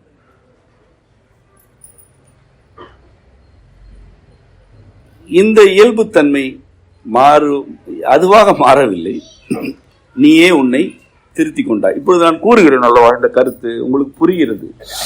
ஆனால் நாளை இதனை உங்களால் நடைமுறைப்படுத்த இயலுமா? அதாவது பகல் 11 மணிக்கு கடும் பசி வருகிறது, எனக்கு பொருத்தமான உணவை நான் சாப்பிடுகிறேன் என்று இதனை உங்களால் நடைமுறைப்படுத்த இயலுமா? எனக்கு ஒரு 7 மணிக்கு பசிக்கிறது, நான் உண்கிறேன், அதன் பிறகு ஒரு 1 மணி நேரத்தில் நான் உறங்கச் செல்கிறேன், இதனை நடைமுறைப்படுத்த இயலுமா? நான் சமூகத்தை புரட்டி போடுவதற்கு உரிய எந்த கோரிக்கையும் உங்களிடம் வைக்கவில்லை. உங்களுடைய உணவு, உறக்கம் ஆகியவற்றை பற்றி மட்டும் உரையாடுகிறேன். இவற்றை உங்களால் நாளைக்கு நடைமுறைப்படுத்த இயலுமா? எந்த விதமான சிக்கலும் இல்லாமல். ஒருவேளை உங்களில் யாராவது ஒருவர் நாளைக்கு இதனை நடைமுறைப்படுத்துகிறீர்கள், உடனிருக்கும் பலர் என்ன கருதுவார்கள்? இது எத்தனை நாளைக்கு என்று பார்க்கிறேன், இது கொழுப்பெடுத்து திரிகிறது, இதற்கு நேரத்திற்கு உணவு வேண்டும் என்கிறது, எவ்வளவு முன்னேறமே இது தூங்குகிறது என்று சொல்வார்கள். இதுதான் சுற்றம். இப்படிப்பட்ட ஒரு கூட்டம் ஏன் வளர்ந்தது? இந்த கூட்டம் தன் உடலை தானே கட்டுப்படுத்தி அதன் இயல்புணர்ச்சிகளை அடக்கி கொண்டு காலத்தை கட்டுப்படுத்துவதாக கற்பனை செய்து கொண்டது. அந்த கூட்டம் இதனை அனுமதிக்காது. இதனை மீறி ஒருவர் இவ்வாறு ஒரு இதற்கு என்ன பெயர் வைப்பது, எல்லாவற்றையுமே தலைகீழாக புரட்டி போடும் வகையில் ஒரு வாழ்க்கையை வாழ்கிறார் என்றால் அவர் கடுமையான எதிர்ப்புகளை சந்திக்க வேண்டி இருக்கும். ஒருவேளை குடும்பத்தில் உள்ள எல்லோருமே இந்த வாழ்க்கை முறைக்கு வந்து விடுகிறார்கள் என்றால் உற்றார் உறவினர்கள் இதனை எப்படி பார்ப்பார்? அது ஒரு விளங்காத குடும்பம், அது யாருடைய பேச்சையோ கேட்டுக்கொண்டு சோம்பேறித்தனமாக இருக்கிறது, அது உருப்படாது, இந்த குழந்தைகளை நினைத்துதான் கவலையா இருக்கிறது, அப்பொழுதுதான் கவலையே படுவார்கள். நம் கொள்கைகளை பின்பற்றுவோர் வீட்டு குழந்தைகளை பற்றி உறவினர்களுக்கு இருக்கும் கவலை இருக்கிறது, அது நம் கொள்கைகளை பின்பற்றிய பிறகுதான். அந்த குழந்தைகளுடைய எதிர்காலம் என்ன ஆகுமோ? ஏன் அந்த குழந்தைகள் இயல்பாக உணவு உண்கின்றன, மருத்துவரை நாடாமல் உடல் தொல்லைகளை சரி செய்து கொள்கின்றன, ஆழ்ந்து உறங்குகிறார்கள், அவர்கள் நன்கு விளையாடுகிறார்கள். ஆகவே அவர்களை பார்த்தால் கவலையாக இருக்கிறது, இவர்கள் என்ன ஆவார்களோ என்று கவலையாக இருக்கிறது. சரி, குழந்தைகள் எப்படி இருக்க வேண்டும்? உடலை வதைத்துக் கொண்டு கால அட்டவணையை கட்டுப்படுத்துவதாக நம்பிக்கொண்டிருக்க வேண்டும். குழந்தைகளே அப்படித்தான் இருக்க வேண்டும். குழந்தைகளோட கால அட்டவணை எல்லாம் உங்களுக்கு தெரியும், எனக்கு தான் நிறைய தெரியாது, நான் நிறைய கேள்விப்படுவதில்லை, கேள்விப்படுவவே போதும் என்று இருக்கின்றன. இப்படிப்பட்ட குழந்தைகள் காலத்தோடு ஒத்திசைவாக இல்லை, அவர்கள் குழந்தை நிலையிலேயே அப்படி வளர்க்கப்படுகிறார்கள். நான் இன்னும் கூறுகிறேன், இன்று ஒரு 40 வயதை அடைந்த அல்லது அதனை ஒட்டிய வயதில் இருக்கும் பலர் இவ்வாறு கால ஒத்திசைவுக்கு பழகவில்லை. அதற்கு நேர் மாறான வழிமுறைகளில் வளர்த்தெடுக்கப்பட்டவர்கள். இது பல சிக்கல்களில் வந்து நிற்கிறது. சாரமான ஒரு கருத்தை கூறுகிறேன். ஒருவர் தன் உடலுக்கும் ஒரு நாள் என்ற பொழுதுக்குமான உறவில் ஒத்திசைவாக இல்லை என்றால், நான் மீண்டும் கூறுகிறேன், அரிய பெரிய உண்மை, உடலுக்கும் ஒரு நாள் காலை பொழுது முதல் உறங்கும் வரையிலான அந்த ஒரு நாள் என்ற பொழுதுக்கும் ஒத்திசைவு என்ற உறவு இல்லை என்றால் அவர் உலகத்தில் எந்த மனிதருடனுமே ஒத்திசைவாக இருக்க மாட்டார். இது ஒரு சாரமான கருத்து. எவர் ஒருவர் தன் உடலுக்கும் இரவு பகலுக்கும் அல்லது அதிகாலை அந்தி பொழுதுக்கும் உறவு இருக்கிறது என்பதனை கூட ஒத்திசைவுடன் புரிந்து கொள்ளவில்லையோ அவர் எப்படி இன்னொரு மனிதரை புரிந்து கொள்வார்? அவரோடு எப்படி ஒத்திசைவாக இருப்பார்? நீங்கள் வேறொரு இடத்திலிருந்து இதனை கூற தொடங்கினால் இன்னும் புரிந்து கொள்வீர்கள். மனநோய் என்பது என்ன? பல இருக்கிறது. மனப்பிறழ்ச்சி என்பது என்ன? ஒரு ஏறத்தாழ எல்லா மனநோயாளிகளுக்கும் இருக்கக்கூடிய அறிகுறி உறக்கம் தொடர்பானது. ஒன்று, அவர்களுக்கு உறக்கம் வராது. இன்னொன்று, அவர்கள் உறங்கிக் கொண்டே இருப்பார்கள். பொழுதுக்கு உறங்கி முறையாக எழுந்திருப்பவர்கள் மனநோயாளிகள் அல்ல. இது அடிப்படையான ஒரு அடிப்படையான கருத்து. ஒருவர் மனப்பிறழ்ச்சியில் இருக்கிறார் என்றால் அதுக்கு பல அறிகுறிகள் உண்டு. 1000 அறிகுறி இருந்தாலும் இது இருந்தே தீரும். அது என்ன? ஒன்று, அவருக்கு இயல்பாக உறக்கம் இருக்காது அல்லது உறங்கிக் கொண்டே இருப்பார். இந்த உறக்கம் எனப்படுவது மன சீர்நிலைக்குரிய வேர். அது இதிலிருந்து எத்தனை கிளை வேண்டுமானால் இருக்கலாம், எவ்வளவு பூக்கள் வேண்டுமானால் பூக்கலாம். அதுதான் வேர். இப்பொழுது சொல்லுங்கள், உறங்காமல் ஏதேனும் ஒன்றில் செயல்பட்டு கொண்டு அல்லது பணிகளில் ஈடுபட்டு கொண்டு இருப்பவர்கள் ஒரு நாள் என்ற பொழுதோடு ஒத்திசைவு அற்றவர்கள் இல்லையா? அவர்கள் இந்த காலத்தோடு ஒத்திசைய மறுக்கிறார்கள். விளைவாக இவர்களுடைய மனநலம் குன்றுகிறது. இரண்டாவது, உணவு. மனநோயாளிகள், மனப்பிறழ்ச்சி அடைந்தவர்கள் உணவு உட்கொள்ள மறுப்பார்கள் அல்லது பசிக்கிறதா பசிக்கவில்லையா என்று அறியாமல் உணவு உட்கொண்டு கொண்டே இருப்பார்கள். உறக்கம், உணவு, இந்த இரண்டிலும் 2 எல்லைகளில் இருப்பதுதான் மனப்பிறழ்ச்சிக்கு அடிப்படையே. நீங்க எத்தனை பேரை வேண்டுமானாலும் கண்முன் கொண்டு வந்தாலும் சரி அல்லது நினைவுபடுத்தி கொண்டாலும் சரி, இந்த 2 இல்லாமல் ஒருவர் மனப்பிறழ்ச்சியில் இருக்க மாட்டார். அதாவது ஒருவர் இயல்பாக உணவு உண்கிறார், இயல்பாக உறங்குகிறார், இயல்பாக எழுகிறார் என்றால் அவர் மனப்பிறழ்ச்சி இல்லை. எவர் ஒருவர் மனநோயாளியோ அவருக்கு இந்த 2 சீர்கேடுகள் இருக்கும். இது ஏன் இவ்வாறு இருக்கிறது? ஏனென்றால் காலத்தோடு ஒத்திசைவது என்ற இயல்பில் இருந்து சிறுவயது முதலே அவர்கள் விலக்கி வைக்கப்பட்டவர்கள். கல்வியின் பெயரால் அல்லது வேறு பல காரணங்களால் அவர்கள் காலத்தோடு ஒத்திசையா வண்ணம் விலக்கி வைக்கப்பட்டார்கள். அவர்களுக்கு அது மட்டும்தான் தெரியும்.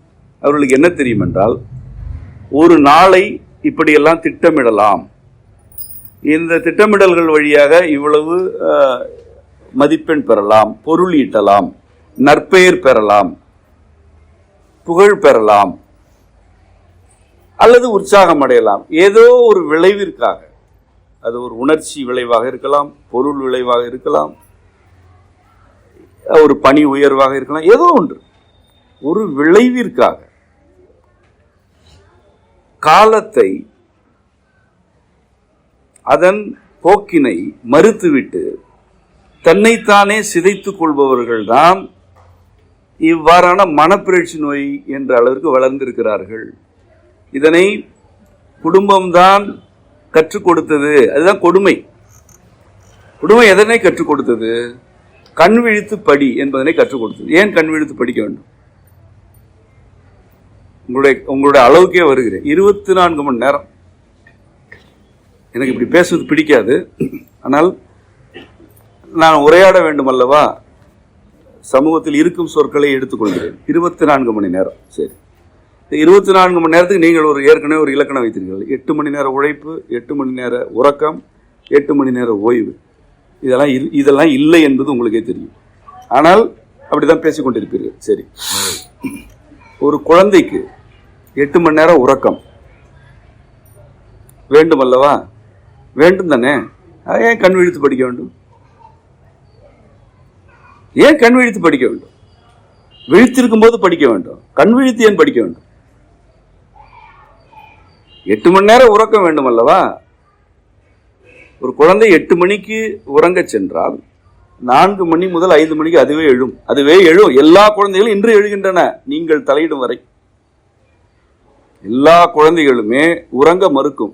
6 மணி நேரத்துக்கு மேல் ஒரு 2 வயது குழந்தை உறங்க மறுக்கும். 1 வயதிற்கு உட்பட்ட குழந்தை 4 மணி நேரத்துக்கு மேல் உறங்காது. 6 மாதத்திற்கு உள்ள குழந்தை 1 மணி நேரத்துக்கு ஒரு முறை விழிக்கும், அல்லது 2 மணி நேரத்துக்கு ஒரு முறை விழிக்கும்.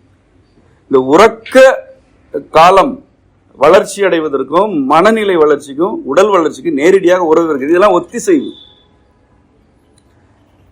பிறந்த குழந்தைகள் ஒரு அகவை வரை நீண்ட நேரம் உறங்காது. அப்பொழுது நீங்கள் என்ன செய்கிறீர்கள் என்றால், இது தூங்க மறுக்கிறது என்று புலம்புகிறீர்கள். அது தூங்காது, இன்னும் உடலே வளரவில்லை. ஒரு 3 மணி நேரம் தூங்கும், அவ்வளவுதான் தூங்கும். அது 4 மணி நேரம் தூங்கும். அது தூங்க வேண்டும் என்பதற்காக நீங்கள் என்னென்ன செய்கிறீர்கள்? அதற்கு எவ்வளவு கருவிகள் இருக்கின்றன, அது ஒரு புறம். அதுக்கு மருந்துகள் இருக்கின்றன, அதெல்லாம் ஒரு புறம் இருக்கட்டும். அதன் பிறகு ஒரு 3 வயது வரை அந்த குழந்தைகளுக்கு உறக்க நேரம் கூடுதலாகிறது. ஒரு 6-7 வயதில் ஒரு குழந்தை 6 மணி நேரத்துக்கு மேல் உறங்காது. இயல்பாக வாழும் குழந்தை உறங்காது. ஒருவேளை அயற்சியாக சோர்வாக இருந்தால் கூடுதலாக உறங்க விட்டுவிட வேண்டியதுதான், தானே ஒழுங்கமைத்துக் கொள்ளும். 8 மணிக்கு படுத்தால் 4 முதல் 5 மணிக்கு எழுந்திருப்பது இயல்பு. ஏன் கண் விழித்து படிக்க வேண்டும்? தெரியாது.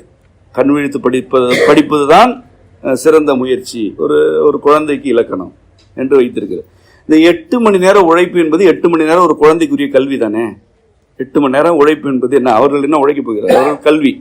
8 மணி நேரத்தில் ஒரு பள்ளி கற்பிக்காத பாடத்தை கண் விழித்தால் தான் அந்த குழந்தை புரிந்து கொள்ளும் என்பதற்கு என்ன அடிப்படை நியாயம் இருக்கிறது? 8 மணி நேரம் அந்த குழந்தைக்கு கல்வி கற்பிக்கப்படுகிறது. அந்த 8 மணி நேரத்தில் அந்த பள்ளி அல்லது அந்த நிறுவனம் கற்பிக்காது. ஆனால் அது கண் விழித்து படித்தால் தான் அதை கற்று கொள்ள முடியும் என்றால் சிக்கல் எங்க இருக்கிறது? இந்த 8 மணி நேரம் படித்தா போதுமே. சரி, ஒரு குழந்தைக்கு 8 மணி நேரம் ஓய்வு எங்க இருக்கிறது? எனக்கு ஏதாவது உங்களுடைய அட்டவணையில் காட்டுங்க. 8 மணி நேரம் ஓய்வு ஒரு குழந்தைக்கு இருக்கிறதா? உங்களுக்கு இருக்க வேண்டாம். நீங்கள்லாம் கடினமாக உழைத்து வாழ்க்கையில் ஒரு 10 பேருக்கு ஒரு மனிதராக இருக்க வேண்டும் வந்திருக்கிறீர்கள். அது வேறு. 10 பேருக்கோ 4 பேருக்கோ நீங்கள் யார் என்று காட்ட வேண்டும், அதுக்காக இருக்கிறீர்கள். ஒரு குழந்தை யார் என்று காட்ட முடியாது, அது உங்களை நம்பி இருக்கிறது. இந்த குழந்தைக்கு 8 மணி நேரம் ஓய்வு எங்க இருக்கிறது? இல்லையே. தொடர்ச்சியாக 4 மணி நேரம் ஓய்வு எனக்கு காட்டுங்கள். தொடர்ச்சியாக ஒரு குழந்தைக்கு 4 மணி நேரம் ஓய்வு இருக்கிறது? இல்லை. இந்த குழந்தை தான் இப்படி வளர்க்கப்பட்ட குழந்தை இன்று 40-45 வயதில் மனப்பிறழ்ச்சியோடு இருக்கிறது. இந்த குழந்தை எப்படி உடன் இருக்கும் மனைவி அல்லது கணவனை அல்லது பிறரை எப்படி கண்ணியமாக நடத்தும்? அதுக்கு என்ன தெரியும்? அதுக்கு என்ன கண்ணியம் தெரியும்? இந்த குழந்தை மீது என்ன கண்ணியம் காட்டப்பட்டது? இந்த குழந்தைக்கு ஒன்றுதான் தெரியும், உடலை வருத்தி கொண்டு ஒரு விளைவை பெற வேண்டும். அதற்கு காலம் என்பது ஒன்றுமே அல்ல என்பது தெரியும். அதற்கு அது மட்டும்தான் காட்டப்பட்டது, அதனை நன்கு கற்றுக்கொண்டது. ஒரு விளைவு வேண்டும் என்றால் உடலை வருத்தி கொள்வதுதான் சரி என்பதில் வளர்ந்த குழந்தை உடன் இருக்கும் மனிதர்களை துன்புறுத்தியாவது ஒரு விளைவை பெற்றுவிடலாம் என்றுதான் நடந்து கொள்ளும். நீங்கள் என்ன பாடம் நடத்தினாலும் எவ்வளவு ஓதினாலும் அதற்கு புரியாது. தன்னையே துன்புறுத்தி கொண்டு விளைவை பெற்ற ஒருவர் பிறரை துன்புறுத்தி விளைவை பெறக்கூடாது என்று நினைப்பாரா? வாய்ப்பில்லை, வாய்ப்பே இல்லை. இதெல்லாம் தான் மனப்பிறழ்ச்சி. இன்று ஏன் பல்வேறு மனிதர்களுக்கு இடையிலான உறவு முட்டி மோதி கொண்டு நிற்கிறது? எல்லாமே இந்த ஒத்திசைவு இல்லாமல் வளர்க்கப்பட்ட குழந்தைகள். இவர்களுக்கு நீங்கள் என்ன பாடம் நடத்தினாலும் அவர்கள் இந்த உண்மையை ஏற்க மாட்டார்கள். ஏனென்றால் அவர்களுக்கு இதுவரை காட்டப்பட்டு வருவது எது என்றால், நீ ஒரு விளைவை பெற வேண்டும் என்றால் காலத்தை ஒரு பொருட்டாக கருதாதே. இன்று வேண்டும் என்றால் உனக்கு இன்றே வேண்டும். நாளை உனக்கு அது வேண்டும் என்றால் உனக்கு அது நாளை வேண்டும். அதில் பிடிவாதமாக இரு, விட்டு கொடுக்காதே. இதுதான் பெற்றோர் கற்றுக் கொடுத்தது, குடும்பம் கற்றுக் கொடுத்தது. ஒரு குழந்தையின் மதிப்பெண் குறைவாக இருக்கிறது என்றால் அந்த குழந்தையின் கற்றல் திறனை மேம்படுத்த வேண்டும். அதற்கு ஒரு காலமாகும். அதுக்கு ஒரு காலமாகும். அதாவது ஒரு 8 வயது வரை மந்தமாக படிக்கும் குழந்தைகள் 16, 17வது வயதில் சுடராக படிப்பது இயல்பு. இதெல்லாம் இயல்பு. 8 வயது வரை சுடராக இருந்தவர்கள் 16 வயதில் மந்தமாவது இயல்பு. கல்வியில் மந்தம், வேறு ஏதோ ஒன்றில் அவர்கள் தெளிவு வருவார்கள். இதுதான் ஒரு இயல்பு. 8 வயதில் மந்தமாக இருக்கும் ஒரு குழந்தை 8 வயது முடிந்து அடுத்த நாளே மதிப்பெண் கூடுதலாக பெற வேண்டும் என்பது பெற்றோருடைய பிடிவாதம். அது மட்டுமல்ல, இத்தனை ஆண்டு காலம் இவ்வளவு மந்தமாக இருந்ததற்காக வேற நொந்து கொள்வார்கள். அது கடந்த காலத்தின் மீதும் கட்டுப்பாடு இல்லை என்பதுதான் இப்ப சிக்கல். எதன் மீதுமே கட்டுப்பாடு இல்லை. எதிர்காலத்தை கட்டுப்படுத்தி விடலாம் என்று நம்புவார்கள். கடந்த காலத்தை கட்டுப்படுத்த முடியவில்லையே என்று இயங்குவார்கள். இதனை கல்வி நிறுவனங்கள் புரிந்து கொள்கின்றன. அந்த நிறுவனங்கள் என்ன செய்கின்றன உங்களுக்கே தெரியும். எல்லா குழந்தைகளுக்குமே 80க்கு மேல் தான் மதிப்பெண்களை எழுதுகிறார்கள். யாருமே தேர்வில் தோல்வி அடைவது கிடையாது. அதாவது தேர்வில் தோல்வி அடையக்கூடாது, ஆனால் நன்கு கல்வி கற்க வேண்டும். இது எப்படி? தேர்வில் எல்லாருமே வெற்றி பெற வேண்டும், தேர்ச்சி அடைந்து விட வேண்டும், ஆனால் கல்வி தரம் மேம்பட வேண்டும். இது இரண்டுமே ஆகாது என்று உங்கள் அனைவருக்குமே தெரியும். உங்கள் அனைவருக்குமே தெரியும். 80க்கு மேல் ஒரு குழந்தை ஆங்கிலத்தில் தமிழில் மதிப்பெண் பெறுகிறது. அது உண்மையிலே ஆங்கிலம் பயின்று இருக்கிறதா அல்லது தமிழ் படித்திருக்கிறதா? நான் பலரை சந்தித்திருக்கிறேன். குழந்தைகளை பற்றி பேச வேண்டாம். 20 வயது நிரம்பிய ஒரு இளைஞன், அவனை ஒரு பத்தி தமிழில் எழுத சொன்னோம். ஒரு பத்தியில் அவன் ஏறத்தாழ ஒரு 10 சொற்கள் பிழையாக எழுதினான். நான் குறைவாக கூறுகிறேன். அதனை விட ஏறத்தாழ எல்லா சொற்களிலுமே பிழை இருந்தன என்று கூட கூறலாம். அவன் என்ன தெரியுமா படித்துக் கொண்டிருக்கிறான்? இளங்கலை தமிழ் 2ஆம் ஆண்டு. ஆமா, இளங்கலை தமிழ் 2ஆம் ஆண்டு. ஒரு பத்தி அவன் தமிழ். அவனுடைய மதிப்பெண்கள் எல்லாம் இப்படிதான், 60க்கு மேல். இதை யார் திருத்துவார்கள்? யார்? கல்லூரி பேராசிரியர்கள். கல்லூரி பேராசிரியர்கள் திருத்தி இவனுக்கு சான்றிதழ் கொடுக்கிறார்கள். இவன் தமிழ் படிப்பே தமிழ் தான். இளங்கலை தமிழில் அவன் ஓராண்டு முடித்து விட்டான். இவன் 12 வகுப்பு வரை பள்ளிக்கூடத்தில் படித்தவன். இந்த 12 வகுப்புகளிலுமே தமிழில் தேர்ச்சி அடைந்திருக்கிறான். இத்தனை தமிழாசிரியர்கள் அவனுக்கு தமிழ் மதிப்பெண் கொடுத்திருக்கிறார்கள். இது ஒருவனை பற்றியதல்ல, இதுதான் அனைவரை பற்றியது. இந்த உரையை அவனும் கேட்பான். அவன் கேட்டால் சிரித்துக் கொள்வான், வருத்தப்பட மாட்டான். நான் வேற யாரையா சொன்னாலும் வருத்தப்பட வாய்ப்பு இருக்கிறது. இது ஏன் நிகழ்கிறது? ஏனென்றால் காலத்தை கட்டுப்படுத்தி விட்டோம். 12வது முடிக்க வேண்டும் என்றால் 12வது முடிக்க வேண்டும். அதன் பிறகு 20 வயதில் என்ன படிக்க வேண்டுமோ அந்த பட்டத்தை வாங்கிவிட வேண்டும். வாங்கிவிட்டாய். இப்பொழுது என்ன தெரிகிறது உனக்கு? காலத்தை கட்டுப்படுத்துதல். இது இப்படி ஒரு குறிப்பிட்ட விளைவுக்காக தன்னை துன்புறுத்திக் கொள்ளலாம், தன்னை ஏமாற்றிக் கொள்ளலாம் என்பதை ஒரு குழந்தை கற்றுக்கொள்கிறது. இதனை கற்றுக் கொடுப்பவர்கள் குடும்ப உறுப்பினர்கள், உற்றார் உறவினர், கல்வி நிறுவனங்கள், கல்வியாளர்கள். இவை எல்லாவற்றையும் வழிநடத்த அரசு, கல்வி சூழல், அதன் உள்ள இருக்கும் கல்வியாளர்கள், குடும்ப உறுப்பினர்கள், உற்றார் உறவினர் எல்லோருமே எதனை கற்றுக் கொடுக்கிறார்கள்? குறிப்பிட்ட காலத்திற்குள் இந்தந்த படிப்புகளை முடித்துவிடு, நீ முடிப்பதற்கு என்ன வேண்டுமோ நாங்கள் செய்கிறோம். உண்மையில் ஒரு குழந்தை 12 ஆண்டுகளில் எதனை இன்று கற்கிறதோ அதனை 4 ஆண்டுகளில் கூட கற்க இயலும், 20 ஆண்டுகளில் கூட கற்க இயலாமலும் போகும். இதுதான் உண்மை. உங்களுக்கு எவ்வளவு கசந்தாலும் அதான் உண்மை. நீங்கள் ஒரு அளவு வைத்திருக்கிறீர்கள், காலத்திற்கு அளவு வைத்திருப்பது போல கல்வித்திறனுக்கு ஒரு அளவு வைத்திருக்கிறீர்கள். அது மதிப்பெண் எனப்படுகிறது. உங்களை ஏமாற்றுகிறார்கள்.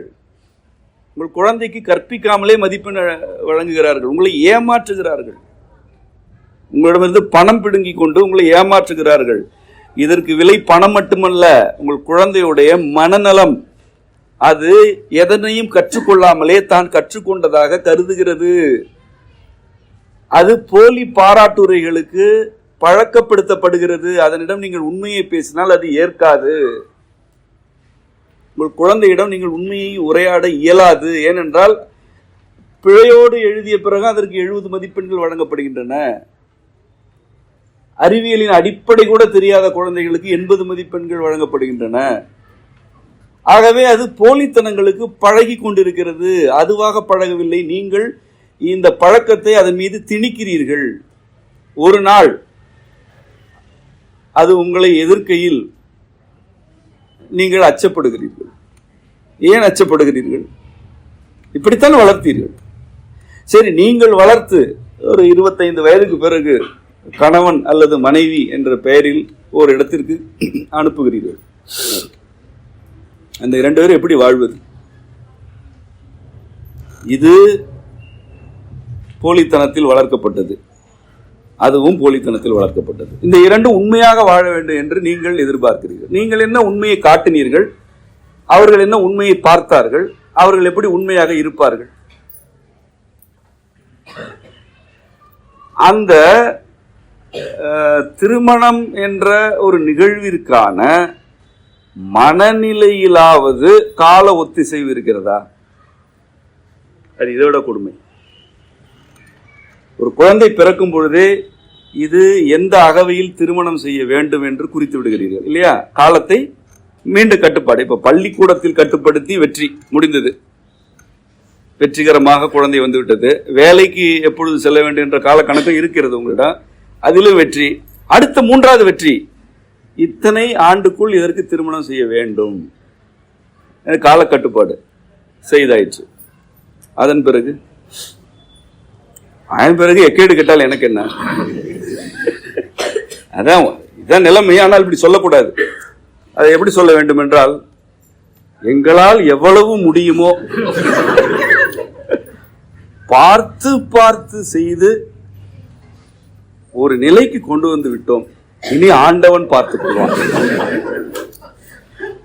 இப்பொழுதுதான் ஆண்டவன் என்று ஒருவன் இருக்கிறான், அவனுக்கும் கொஞ்சம் பார்த்து கொள்ள தெரியும் என்ற வார்த்தை எப்பொழுது வருகிறது? மகனுக்கும் மகளுக்கும் திருமணம் முடித்த பிறகு. ஏனென்றால் இவர்களுடைய மனசாட்சிக்கு தெரியும் இனிதான் சிக்கலே என்று. வெளியே என்ன பேசினாலும் மனசாட்சிக்கு அது தெரியும். ஆகவேதான் இந்த வார்த்தை வரும். இந்த வார்த்தை எங்கெல்லாம் வரும்? ஒரு பெரிய கல்வி நிறுவனத்தில் சேர்த்த பிறகு வரும். எவ்வளவு முடியுமோ அவ்வளவு பாடுபட்டு அந்த கல்வி நிறுவனத்தில் சேர்த்து விட்டோம், இனி அந்த பள்ளிக்கூடமே பார்த்து கொள்ளும், முடிந்தது. வேலை என்ற இடத்திற்கு செல்லும் பொழுது எவ்வளவு முடியுமோ அவ்வளவு முயற்சி செய்து அவன் படித்தான் அல்லது அவள் படித்தாள், வேலைக்கு சேர்ந்து விட்டார், இனி அந்த நிறுவனமே பார்த்து கொள்ளும். 3வதாக திருமணத்திற்கு பிறகு மட்டும் ஆண்டவன் வருவார், இனி ஆண்டவன் பார்த்துக் கொள்வான். இந்த 2 பேரும் தத்தம் உடல்களோட ஒத்திசைவு இல்லாமல் வளர்க்கப்பட்டவர்கள். இந்த 2 பேருக்குமே காலம் குறித்த இயல்பு கருத்தே இருக்காது, இயல்பு உணர்ச்சியே இருக்காது. இயல்பு உணர்ச்சியே இருக்காது. எந்த அளவிற்கு என்றால் 2 பேரும் எப்பொழுது சேர வேண்டும் என்பதற்கே உங்களிடம் ஒரு காலக்கணக்கு இருக்கிறது. பேசுவதற்கு வெட்கமாக இருக்கிறது. ஆனால் செய்வதற்கே வெட்கம் இல்லாத பொழுது அதை பற்றி பேசுவதில் என்ன வெட்கம் இருக்க வேண்டும்? எப்பொழுது சேர வேண்டும் என்பதற்கு ஒரு கால கணக்கு இருக்கிறது. சரி, எப்பொழுது சேர்ந்தால் அல்லது எந்தெந்த காலத்தில் சேர்ந்தால் குழந்தை பிறக்கும் என்ற ஒரு கணக்கு இருக்கிறது. அதற்கு முன்பு சேர்ந்தால் விரயமாகிவிடும். ஆகவே சேராதீர்கள் என்ற அறிவுரை வலியுறுத்தப்படுகிறது. எல்லாமே தெரியும்.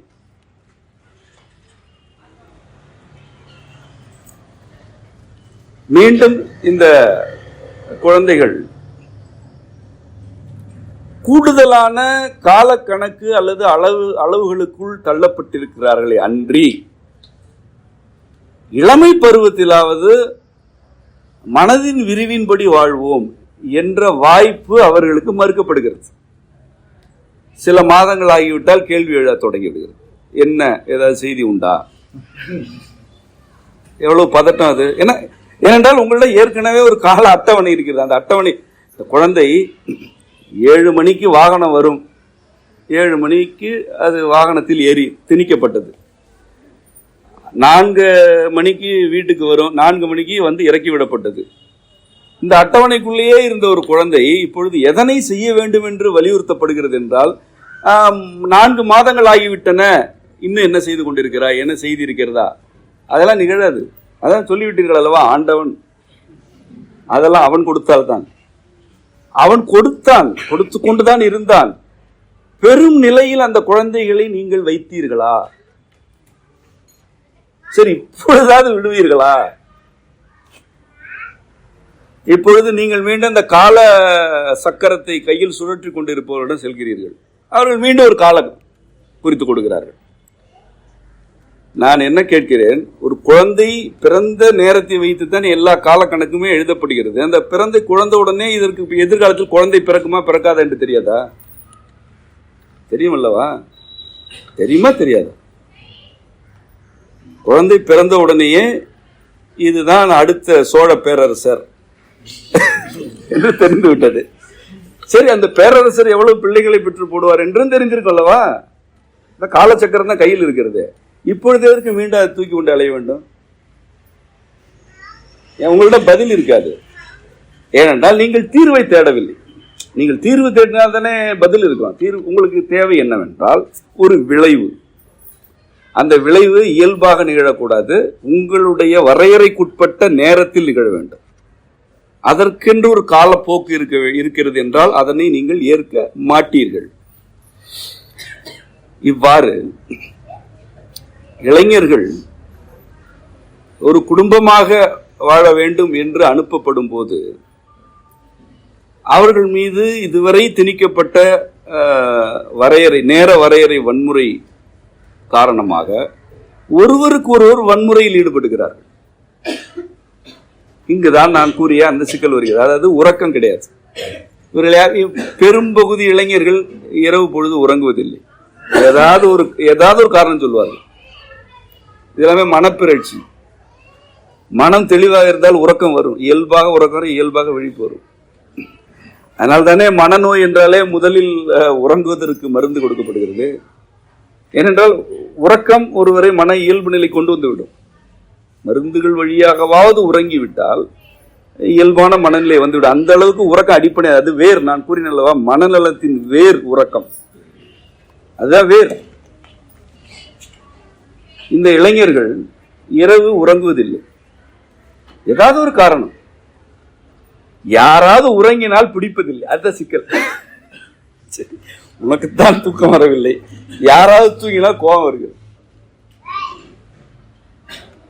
ஏனென்றால் உடன் இருப்பவர்களோடு ஒத்திசையக்கூடாது என்றுதான் இவர்கள் வளர்க்கப்பட்டார்கள். ஒத்திசைவே கூடாது. முயற்சி செய்து வலிந்து ஒரு விளைவை பெற்றுவிடு. அந்த விளைவு நிலைக்கிறதா நிலைக்கவில்லையா அதை பொறுத்தது. இந்த மீண்டும் கூறுகிறேன், அந்த விளைவு என்பது என்ன? மதிப்பெண், புகழ்ச்சி, பாராட்டு, பொருளாதாரம், வேலை, இவையெல்லாம் தான் விளைவு. இந்த விளைவுகளுக்காக நீ கால ஒத்திசைவை மீற வேண்டும் என்பதுதான் கற்றுக் கொடுக்கப்பட்டது. அதாவது பிறந்தது முதல் என்று கூட சொல்ல இப்பொழுது வரவில்லை. கருவுற்றது முதல் அப்படி கூட சொல்ல முடியாது. கரு உருவதற்கு முன்பு வரை ஏனென்றால் எப்பொழுது சேர்ந்தால் கரு உருவாகும் என்று வரை காலக்கணக்கு இருக்கிறது. அதற்கு முன்பு என்ன இருக்கிறது? அந்த ஆணும் பெண் இருக்கிறார்கள். அவர்கள் எப்பொழுது திருமணம் செய்ய வேண்டும் என்று ஒரு காலக்கணக்கு. இது எங்க இதை பின்னோக்கி போனால் இது எங்குமே முடியாது.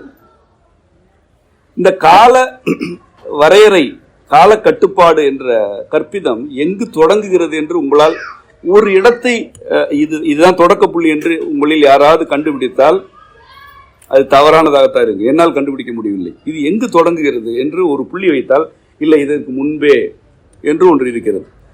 இந்த அளவிற்கு காலம் என்ற ஒரு கருத்து ஒரு கற்பிதமாக புரிந்து கொள்ளப்பட்ட பின்னர் காத்திருப்பு என்றால் என்று எப்படி உரையாடுவது, இதை எப்படி கற்றுத்தருவது? ஒரே வழிதான். எனக்கு இருந்தது அது காத்திருப்பு. நான் காத்திருக்கிறேன், நான் காத்திருந்தேன், காத்துக்கொண்டே இருப்பேன். எதற்காக? இதனை புரிய வைத்து விட மாட்டோமா? அரிய பல உண்மைகளை எல்லாம் கூறுகிறோமே, யாருக்குமே தெரியாதவற்றை எல்லாம் பேசுகிறோமே, இவற்றையெல்லாம் இவர்கள் புரிந்து கொள்ள மாட்டார்களா என்ற ஏக்கத்தோடு நான் இருக்கிறேன். அந்த விருப்பத்தை அப்படியே காத்து கொண்டிருக்கிறேன். இதுதான் காத்திருப்பு. இந்த காத்திருப்பில் இயல்பான மனிதர்கள் எதனை பெற்றுக்கொள்ள வேண்டும், பெற்றுக்கொள்வார்கள் என்றால் ஒரு பன்மைய தன்மைகளை பெற்றுக்கொள்வார்கள். அதாவது ஒருவர் காத்திருக்கிறார் என்றால் அவர் குறிப்பிட்ட விளைவு நோக்குவதில்லை என்று ஆகிவிடும். ஏனென்றால் அவர் காத்திருக்கிறார். என்றோ ஒரு நாள் விளைய வேண்டும், அதற்காக காத்திருக்கிறார். அவர் சும்மா இல்லை, வினையாற்றுகிறார்.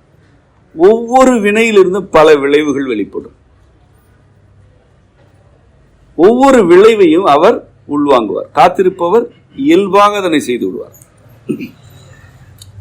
நீங்கள் பயிரிடுகிறீர்கள், உங்களுடைய தோட்டம் எப்படி இருக்க வேண்டும் என்பது விருப்பம். இதற்காக காத்திருக்கிறீர்கள், இதற்காக நீங்கள் வினையாற்றுகிறீர்கள். இன்றைக்கு ஒரு விதை ஊன்றுகிறீர்கள், அல்லது ஒரு குறிப்பிட்ட பரப்பில் பயிரிடுகிறீர்கள். விளைச்சல் குறைவாக இருக்கலாம், ஆனால் பயிரிடலின் ஒவ்வொரு நடவடிக்கையிலிருந்தும் என்னென்னவெல்லாம் விளைந்தன என்பதனை நீங்கள் உள்வாங்குவீர்கள். ஏனென்றால் உங்களுடைய இயல்பு அல்லது காத்திருப்பு எப்படி இருக்கிறது? இந்த தோட்டம் என்றேனும் ஒரு நாள் வடிவம் பெற வேண்டும். நாளை அல்ல, இன்றல்ல, அடுத்த ஆண்டு கூட அல்ல, என்றேனும் ஒரு நாள் இது அப்படி ஒரு வடிவத்துக்கு வர வேண்டும் என்று காத்திருக்கும் போது இன்றைய நிகழ்வு உங்களுக்கு இன்றியமையாதாகும். இன்று எது விளைகிறது அது இன்றியமையாது. ஒரு புல் முளைத்தால் அது களிப்பிற்குரியது. ஒரு துளி மழை, ஒரு துளி உங்கள் மீது விழுந்தால் அது களிப்பிற்குரியது. என்றேனும் ஒரு நாள் மழை வர வேண்டும், இப்பொழுதே மழை வர வேண்டும் என்பவர்களுக்கு ஒரு துளி போதாது. இப்பொழுதே மழை வந்தால் போதும் என்று வேற சொல்வார்கள். போதும், நிறுத்து, வெயில் வர வேண்டும் என்பார்கள். இதுதான் இவர்களுடைய அணுகுமுறையே. இப்படி இயற்கை சூழலை இவர்களால் கட்டுப்படுத்த இயலவில்லை. ஆனால் உடன் இருக்கும் மனிதர்களை இப்படி செய்துவிட, ஒரு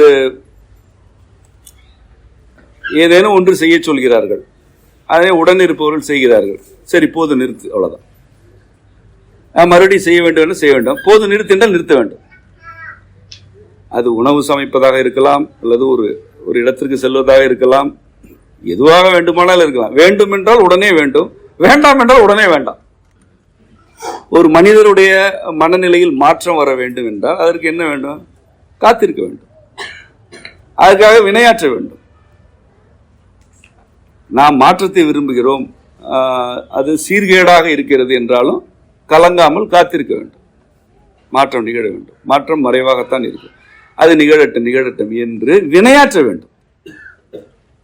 ஏதும் செய்யாமல் இருக்கக்கூடாது. ஏனென்றால் இது என்னது? வெறும் இருப்பல்ல, இது காத்திருப்பு. காத்திருப்பு என்பது விருப்பத்தை காப்பது. வினைகள் தான் விருப்பத்தை காக்கும். எதுவுமே செய்யாமல் இருத்தல் விருப்பத்தை காக்காது. இப்படி ஒவ்வொரு மனிதரும் காத்திருப்பு என்ற கால கொள்கைக்கு உடன்பட்டு விட்டால் அவர்களுடைய வாழ்க்கை காலத்தோடு ஒத்திசைவாகிவிடும். இந்த காலத்தோடு இருக்கும் ஒத்திசைவு அவர்களுக்கு பன்மயத்தை வழங்கும். இதுவரை உலகம் 4 வண்ணங்களில் தெரிந்தது என்றால் இப்பொழுது 4000 வண்ணங்களில் கூட தெரியும், 4000 வண்ண அடுக்குகளில் தெரியும். இன்னும் அவருக்கு கால ஒத்திசைவு இறைவனால் அருளப்பட்டால் அவர் பல்லாயிரம் வண்ண அடுக்குகளை கூட காண இயலும். இதில் தான் பன்மயம் இருக்கிறது. கால ஒத்திசைவு இல்லை என்றால் இந்த அடுக்குகள் குறைந்து கொண்டே இருக்கும், ஒற்றைத்தன்மையில் வந்து நிற்கும். இன்று உன்னுடைய கடமை என்ன? படிப்பு. இன்று உன்னுடைய நோக்கம் என்ன? வேலை. இன்று உன்னுடையது என்ன? ஊதியம் ஈட்டுது. இன்று உன்னுடையது என்ன? வீட்டு கடன் அடைப்பது. இன்று உன்னுடையது என்ன? கடைசி வரை இந்த 60 வயதில் மாத்திரை விழுங்கும் போது கூட இன்று உனக்கு எது என்று கேட்டால் அவர் ஒன்றை சொல்லுவார், இன்று என்னுடையது சர்க்கரை அளவை குறைப்பது. அவ்வளவுதான். அதை மட்டும் பார். இன்று உன்னுடைய கடமை என்ன? உதிர அழுத்தத்தை குறைப்பது. எல்லாமே இன்றுதான். இன்று என்னவோ அதை செய், இன்று என்னவோ அதை செய் என்று வாழ்க்கை ஒற்றைத்தன்மைக்குள் ஒடுக்கப்படுகிறது. நான் முன்வைக்கும் வாழ்க்கை முறை பன்மயமானது. அது இந்த பேரண்டத்தில் இறைவன் நமக்கென்று அருளியுள்ள பல கூறுகளை உள்வாங்கும் தன்மையினை கற்பிக்கிறது. கால ஒத்திசைவு என்ற இக்கருத்து உண்மையில் இன்னும் ஆழமானது. ஆனால் நான் மிக மிக மேலோட்டமான சில கருத்துக்களை தான் உங்களுக்கு கூறியிருக்கிறேன். இன்னும் இதனை பற்றி ஆழமாக உரையாட வேண்டும் என்று நான் காத்திருக்கிறேன். இத்துடன் இந்த உரை நிறைவடைந்தது. உங்கள் அனைவருக்கும் அம்மையப்பர் அருள் நிறைவதாக. நன்றி.